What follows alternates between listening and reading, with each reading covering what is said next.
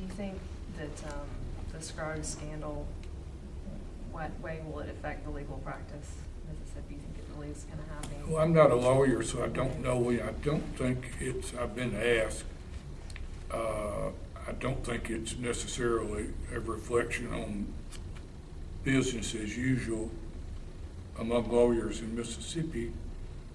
That I don't think Mississippi is any better or any worse than most other states. I mean, this is a story that could have happened anywhere. It could have happened in Michigan or California or Massachusetts. I have had lawyers tell me that as a result of the Scruggs case, they are now being more careful about ex parte contact with judges. You know, again, Mississippi being a state where everybody knows everybody, that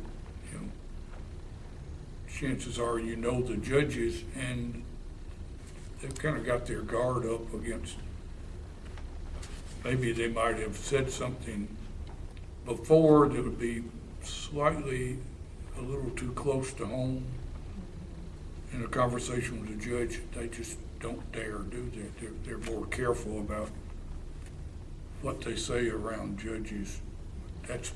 I don't know that for a fact, but I've been told that by members of the bar. How long did it take you to write this book? Oh, about 2 years, and then there was a third year that was in production that I turned the manuscript in, and it was closely vetted by publishers, lawyers, as well as editors, and happily they did not ask for many changes at all.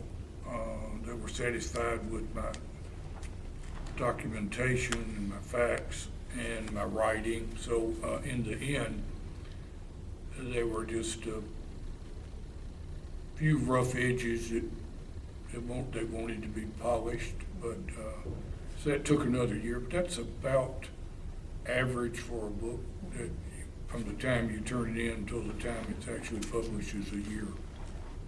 So from the time I started it until the time it actually was published, it was close to 3 years, not quite 3 years. This is also like a personal question for me. What did you do when you're writing on it? I mean, you're teaching at the same time. Are you the person that says, I'm going to spend X amount of hours a day on this? I get up real early and I write. All the books I've written have been written. I write early in the morning.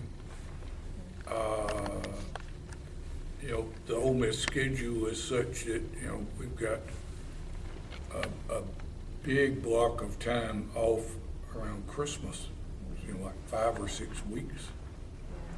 And I did a lot of writing during that period, and then in the summer I did a lot of work. And then during the school year, I would come in to my office. That's where I did most of the writings, in my office. Did some at home during Christmas, when I was there for Christmas break. I did a lot of writing at home. But I would start writing about 6 in the morning and write. If I had to break to go to class, I would do it, and then I'd pick up again. I generally would stop writing about noon. It's been my practice with my other books that I think you reach a point of diminishing returns, that the brain gets a little fried, and just knock it off, pick it up again, be fresh the next morning.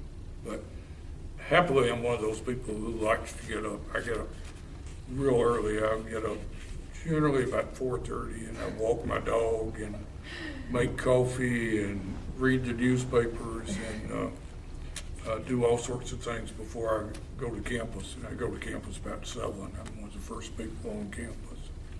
But for this purposes, I'd go even earlier so I could get some writing in. Nobody's around, so Yeah, it's pretty easy.